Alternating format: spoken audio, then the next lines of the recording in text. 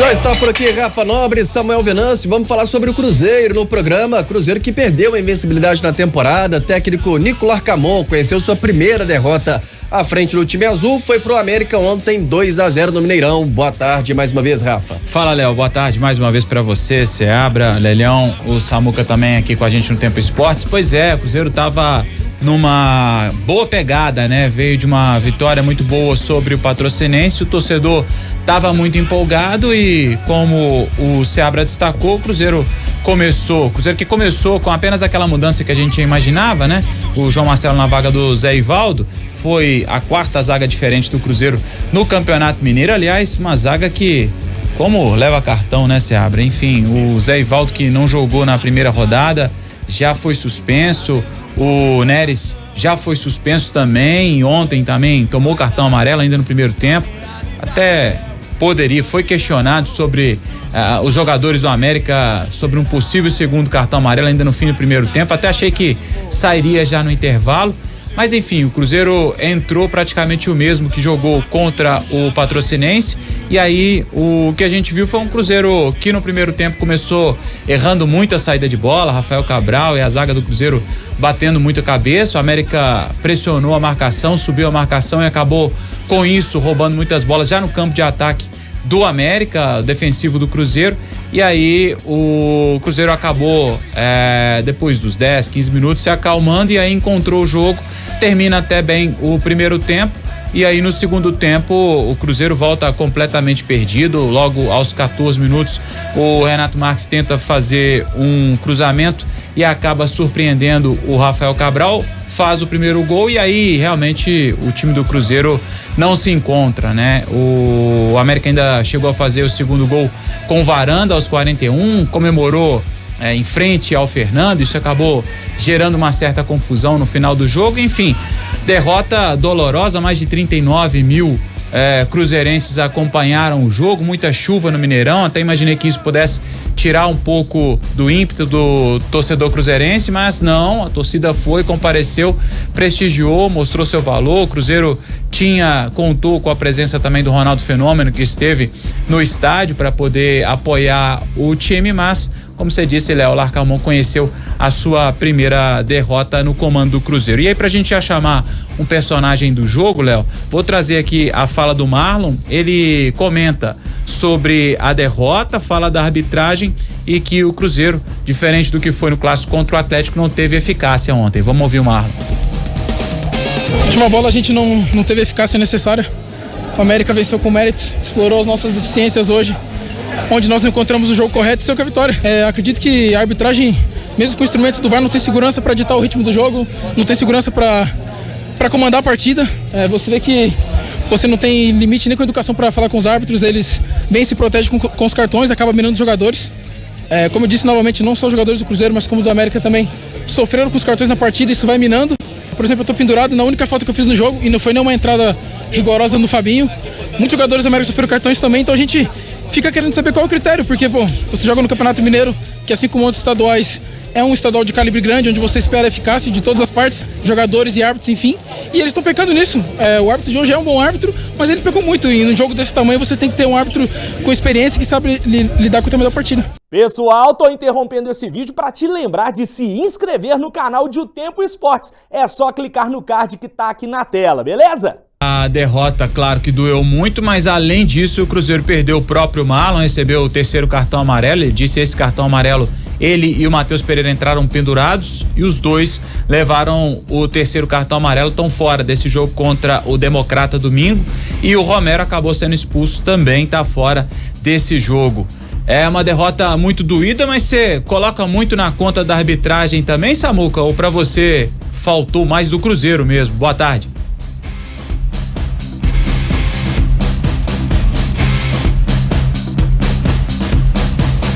Acho que não tem o Samuca, então transfiro pra você, meu amigo Seabra, pra gente ficar na mesma pergunta. Não, eu não coloco nada na conta da arbitragem, não. Eu acho que o André Luiz Schettino ontem, a arbitragem brasileira de uma forma geral, ela é confusa, ela é ruim, conversa-se muito, os árbitros tentam dar cartão a rodo ali desde o início para poder dar uma segurada às vezes.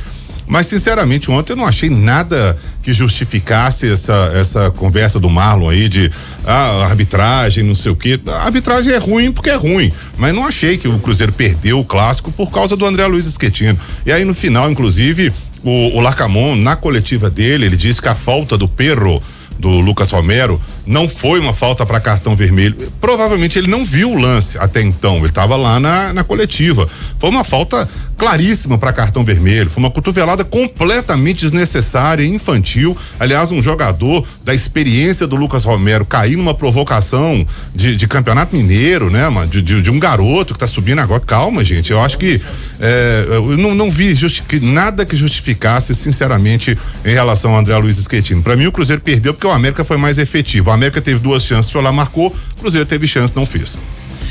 E aí, agora pra gente poder, acho que tá tudo restabelecido, né, Samuca? Ontem a gente viu um Cruzeiro diferente, não vou dizer diferente do que a gente já viu esse ano, porque o Cruzeiro jogou mal contra o Atlético, por exemplo, mas ontem bem diferente do Cruzeiro que a gente viu contra o Patrocinense.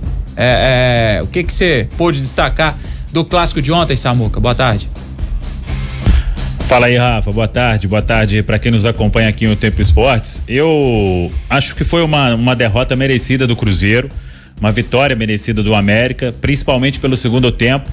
O América voltou em outra rotação no segundo tempo. O começo de jogo ali foi muito estranho, a defesa do Cruzeiro em 2 minutos deu 2 chances pro América ali, com as saídas erradas do Rafael Cabral e do Neres e do Lucas Silva, e depois o jogo ficou igual. Foi lá e cá, um jogo até dentro do que a gente imaginava, as duas equipes criando algumas boas oportunidades, mas pro segundo tempo, à medida em que o Nico foi fazendo as alterações, o time foi piorando, e o América, à medida em que foi alterando, foi melhorando, conseguiu aquele gol lá num lance que é de uma rara felicidade, né? O jogador foi cruzar e acabou acertando o gol ali.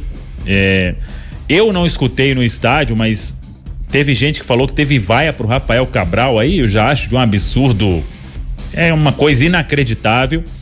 Eu acho que é uma bola defensável sim, mas uma falha absurda não, muito longe disso, muito pelo contrário, dependendo ali da posição, mas geralmente o goleiro que é surpreendido ali, ele não vai conseguir fazer essa defesa, que ele não tá esperando um cruzamento, enfim, então eu não ouvi, se teve, aí eu acho que é uma coisa lamentável, porque o Rafael Cabral teve algumas falhas realmente em outros jogos, mas o início de temporada dele é absurdo e não vai ser esse lance aí que vai jogar por terra. Então, depois do gol, aí o Cruzeiro com mais dificuldade, repito, as alterações não foram legais.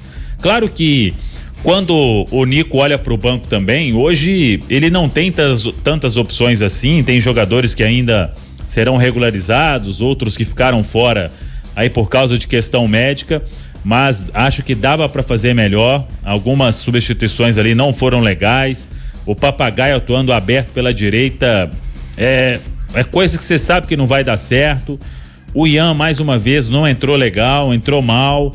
Eu penso, foi até algum companheiro questionou sobre o Japa. O Japa, ele tem que ser entre os primeiros ali. Se ele não for titular, pelo ano que ele terminou, ele tem que ser uma das primeiras opções. Então, que o Nico possa também nesses testes aí visualizar e ter a consciência do que tem chance de dar certo, do que tem mais chance de dar errado. Então, é uma vitória que também não é ganha o clássico com o Atlético, o Cruzeiro tá perfeito, perde pro América no Mineirão, o Cruzeiro tá um desastre. Esse extremismo aí também, ele é outra coisa absurda que acontece, mas a gente até compreende. Eu obviamente não entro nessa história aí, mas é uma derrota, claro que você tem que tirar a lição e aprender que a temporada ela vai mostrando alguns sinais, por exemplo, que o Cruzeiro precisa de peças ali pro setor ofensivo. Outra coisa, o Arthur Gomes estava o melhor do ataque, a partir do momento que ele sai aí piora mais ainda. Então, ontem o Nico realmente não foi feliz nas substituições e é uma derrota que o Cruzeiro tem que tirar a lição, porque é um adversário que, por mais que vá disputar a Série B do Campeonato Brasileiro, o América tem bons jogadores, tem uma base que foi mantida do ano passado Então, é um time que tem que ser respeitado. Acho que faltou até entrar como o América entrou, porque o América entrou para dar vida e o Cruzeiro entrou para fazer mais um jogo de Campeonato Mineiro e no fim uma derrota justa. Só pra pontuar, Léo, as vaias, elas tiveram sim, Samuca, não foi uma vaia absoluta, né? Mas as vaias, principalmente depois do primeiro gol, as vaias elas começaram no gol da Lagoa. O gol da Lagoa. E aí umas vaias pontuais, vamos dizer assim, né? Mas não tão fortes assim. E a pergunta do Japa, se não me engano, foi do Guilherme Macedo, o Gui Macedo, lá do GE.com. Você até fez a pergunta sobre as substituições, algo que o Samuel criticou por aqui. Vamos ouvir esse trecho do Nico também, mas antes, ô Lélio, sobre esse setor ofensivo, hein? Ontem na transmissão o Seabra até chegou a falar sobre o Dineno, né? Que talvez fosse um atacante brasileiro. A paciência poderia já ter ido por água abaixo com o centroavante do Cruzeiro. No jogo de ontem, o ataque pouco produziu, né? O Dalberson, por exemplo, goleiro do América, pouco trabalho teve, né? Bom, eu achei assim, o América, né, dominante em boa parte do jogo. Você vai e pega a defesa que o Dalberson fez, foi numa cobrança de falta do William, né? Que a bola desvia na barreira e não fez depois muita coisa não, a não ser um choque ali com o Robert, né? Que depois o Robert é substituído e a bola trançou a área 2, 3 vezes, mas o Cruzeiro teve até um número de finalizações, alguns chutes de fora da área, mas num todo eu também vi um América melhor, e o Samuel, ele utilizou aí uma coisa que eu ia falar. O América, ele se manteve organizado o tempo inteiro, e com as modificações que foram feitas, o Cruzeiro só foi se desorganizando, né? E aí foi pro tudo ou nada e esteve até perto de levar outros contra-ataques ali e ter, né, uma derrota por um placar maior.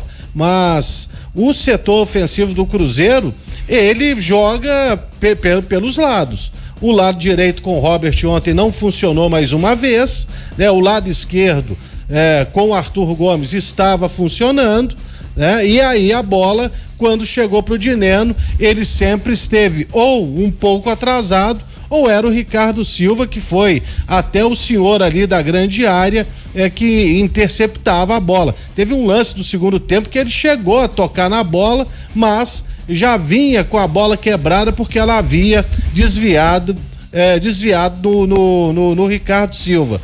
Mas é um setor que a gente sabe que o Cruzeiro pensa, né, em outros nomes, como o próprio Samuel já informou durante a semana, que o Cruzeiro está no mercado, tem o Gabriel Veron ainda também para estrear. E ontem é normal que isso aconteça. O João Pedro não entrou tão bem assim, não teve tanto espaço para correr como é da sua característica, e o próprio Fernando também não.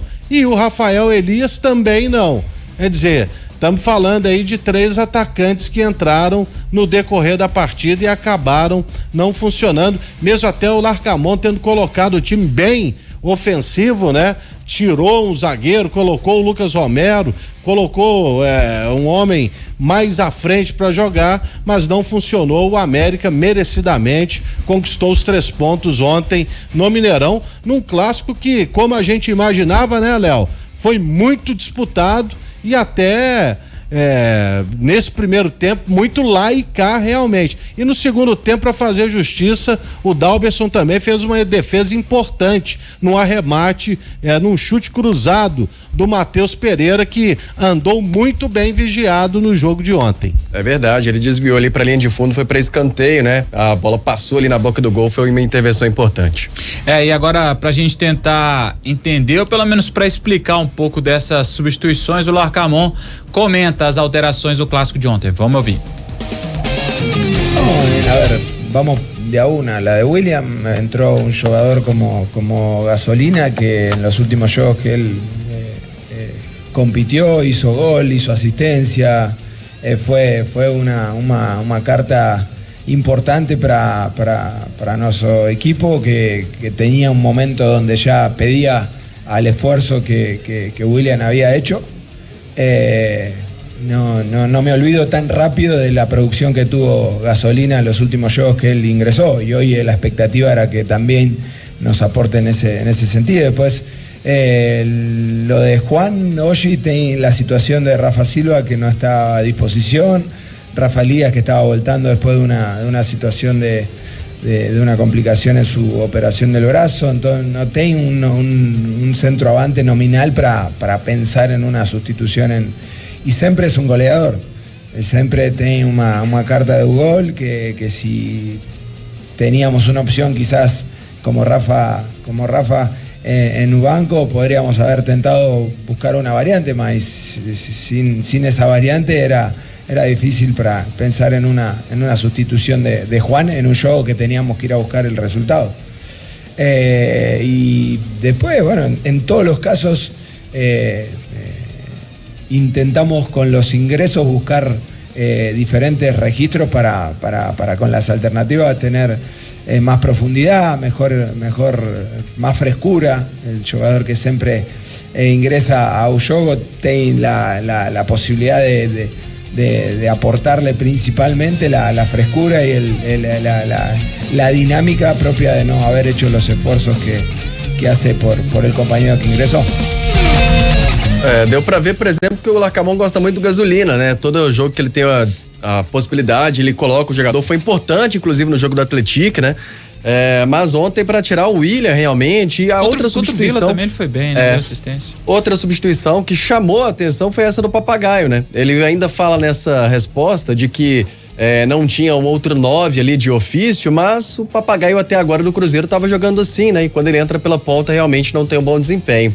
E ô Samuel, o que você acha que pode pintar para domingo, hein? Porque são muitos problemas, né? O Rafa já falou aqui, o Marlon que não joga, Matheus Pereira também não, terceiro amarelo, teve o Romero também com essa suspensão. O que você acha que pode pintar aí de novidade nesse time? Um jogador que ainda não atuou nessa temporada, enfim, o que você tá imaginando?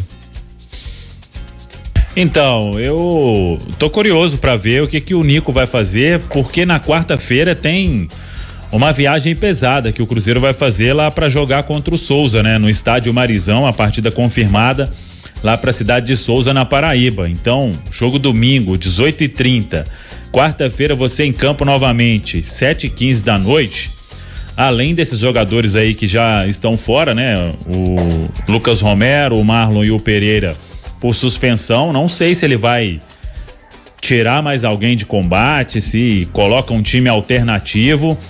Eu tô curioso para ver o último treino aí e a lista dos relacionados. Cruzeiro que viaja neste sábado lá para Governador Valadares. Eu levaria um time aí bem diferente para esse jogo lá contra o Democrata.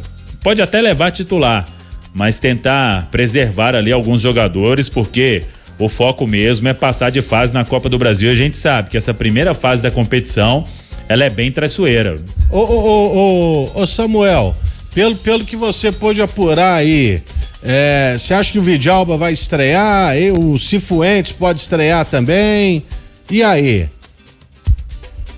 Então, o Nico até falou no aproveitamento desses jogadores pro final da outra semana. Eles ainda não estão no bid. Eu até atualizei ali, o Vidalba está próximo de sair no bid, mas ainda não foi regularizado. Se ele fosse regularizado até às 7 horas da noite, acho que poderia já ser uma opção, principalmente porque não tem um Marlon, né? Já estrearia ali fazendo esta função como um zagueiro ali pela esquerda na linha de 3. Mas a ideia do Nico mesmo inicial é o aproveitamento de ambos na outra semana, quando o Cruzeiro joga lá em Uberlândia contra o Pouso Alegre. Se tratando de tabela de classificação, né? Nesse instante no grupo A, o Cruzeiro é o líder com 10 pontos, mas tem um Tombense muito próximo, né? Com 9 pontos. O Itabirito tem 7 pontos, o Itabirito enfrenta o Atlético. O jogo do Tombense nesta rodada é contra o Patrocinense, lá em Tombos, também no domingo às 6 da tarde. E o Ipatinga, que é o lanterna do grupo, tem 4 pontos. O Ipatinga que vai receber o Uberlândia também domingo, 4 da tarde. É um grupo que tá apertado, né? Talvez para pensar num empate contra o Democrata que nesse momento é o lanterna do grupo C, né? O grupo do América tem 4 pontos ganhos até agora, ô Seabra. Mas eu acho que o Cruzeiro não pode pensar em ir pra Valadares para empatar com o Democrata. Com todo o respeito que me merece a Pantera, o pessoal de Valadares, o Democrata é um time muito fraco. muito fraco. Tudo que a gente viu do Democrata até hoje no Campeonato Mineiro foi um time que não ofereceu resistência. Passeou aqui na Arena do Atlético e tomou de 4-0 com o Atlético jogando um futebol mais ou menos. Então, sinceramente... Mesmo com o time alternativo?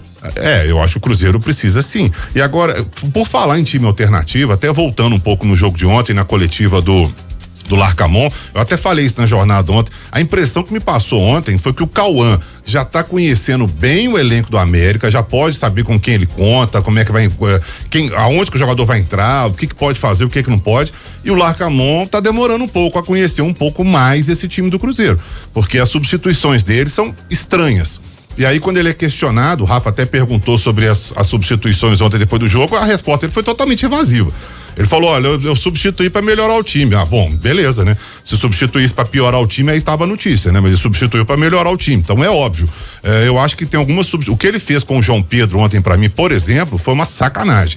Sinceramente, o menino tá bem, tá começando a carreira, fez um gol em Nova Lima, depois fez um gol importante no Clássico. O menino entrou durante o jogo e foi sacado para entrar o Papagaio. Sinceramente, isso pra mim foi uma sacanagem que foi feito com o João Pedro. E aí, sobre o Dineno, o Léo até falou sobre isso, que eu questionei ontem, não é que eu tô pedindo pro Dineno sair do time, não é isso não, mas existe uma paciência muito grande com alguns jogadores que não existe com outros. Então aqui em Minas, quando o sujeito habla, ele pode perder gol, ele pode ficar lá tranquilo, não tem problema, ele vai ficando. E aí na hora de sair, sai o garoto. Sinceramente, essa eu não entendi. Eu acho que as substituições dele estão estranhas, algumas até na escalação. O Marlon não vai jogar, por exemplo. Se o Vidalba tiver regularizado, é a faca e o queijo na mão, porque ele vai montar um esquema com 3 e botar o Vidalba jogando de lateral. Eu acho que tá demorando um pouco para mim o Larcamon a conhecer um pouco mais o elenco do Cruzeiro, viu? E aí também esquecer alguns jogadores como o Japa também, enfim. Mas o Cruzeiro que hoje finalmente anunciou o Wesley como jogador do Internacional, vai em definitivo para Porto Alegre, vai defender as cores do Inter.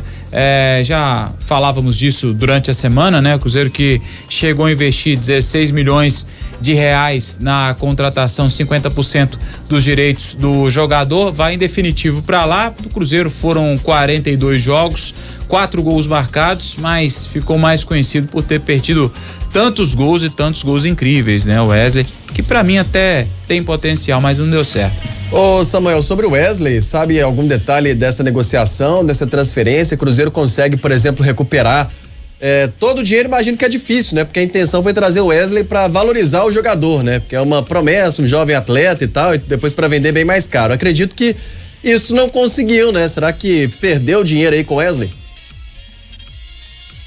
Não, perdeu com certeza. A informação é que a operação aí vai ficar na casa de 10 milhões de reais, algo em torno aí de 10 milhões de reais por 50% dos direitos econômicos. Então, o Cruzeiro pagou aí entre 2,5 e 3, teve um prejuízo aí de uns 5 milhões pelo menos em um ano aí é como se tivesse pago 5 milhões para ter o Wesley por um ano, né? Fora o salário, mas ele tinha um contrato ainda por mais 3 anos aqui, né? Então, já viram que não ia dar certo, tentaram uma situação e acabaram encontrando aí para minimizar o prejuízo, mas não deixa de ser. Hoje também eu acho que é fácil a gente falar, né? Que foi um erro, porque quando contratou, eu achava que o Wesley ia ser bem útil aqui ao Cruzeiro. Em um começo ali ele demonstrou que seria, mas depois foi difícil até pro Inter montar lá os lances o vídeo com os lances do Wesley lá, teve que buscar mais do Palmeiras do que aqui no Cruzeiro. Aliás, foram 2 jogadores, né, Lélio? Tanto o Wesley como o Gilberto tinham uma aposta tão grande na temporada passada, mas uma frustração foi gigante, né? Foi, sem dúvida alguma. Eram jogadores que todo mundo esperava que eles fizessem a diferença pro Cruzeiro, a verdade é essa, sabe? E ninguém falou o contrário. Foram 2 grandes contratações. Não eram apostas nem nada. Você já conhecia o Wesley dos tempos do Palmeiras, né? E o Gilberto também não precisava nem falar que era um grande goleador dos tempos do Bahia. Só que aqui eles não jogaram. E perfeitamente o Wesley pode chegar no Inter e arrebentar a boca do balão. E é o que eu espero, inclusive. Eu falei, eu gosto do Wesley. Eu acho que aqui ele não deu muito certo. principalmente pela obrigação, né, de ser o grande responsável por tudo no time do Cruzeiro. Pela quantia que o clube investiu, todo mundo esperava que fosse o Maradona, e Maradona ele não era, pô. É isso. É isso. Rafa Nobre, algo mais para fechar? Para fechar, só confirmar a data e o horário. Cruzeiro Futebol Feminino vai enfrentar o Corinthians na decisão da Supercopa. O jogo vai acontecer no próximo domingo, 10h30 da manhã, Neoquímica Arena. O Corinthians busca o tricampeonato, foi campeão em 2022 quando venceu o Grêmio na final por 1-0 e no ano passado goleou o Flamengo 4-1. Corinthians que chega na decisão depois de eliminar o Inter e a Ferroviária, o Cruzeiro, o Real Brasília e o Avaí na última quarta-feira. 3-0, uma ótima vitória. Parabéns aí às cabulosas que chegaram à final, né? Já eliminaram o Avaí. Kinderman já é muito difícil no futebol feminino e agora tem pela frente uma pedreira que é o Corinthians, mas jogo único, né? E na Neoquímica Arena, né? Esse jogo tinha que ser. Ô Rafa, até daqui a pouco aqui no nosso programa, Samuel Venâncio, algo para encerrar, um forte abraço e até segunda. É isso, Léo. Vamos aguardar então esse último treinamento do Cruzeiro, lista dos relacionados e o que vai fazer o Larcamon para se reabilitar lá em Valadares. Valeu, um abraço, tamo junto. Abração, Samuel. Você acompanha mais também do Samuel Venâncio lá no nosso portal, otempo.com.br/esporte, nosso YouTube, youtube.com/@otempoesportes.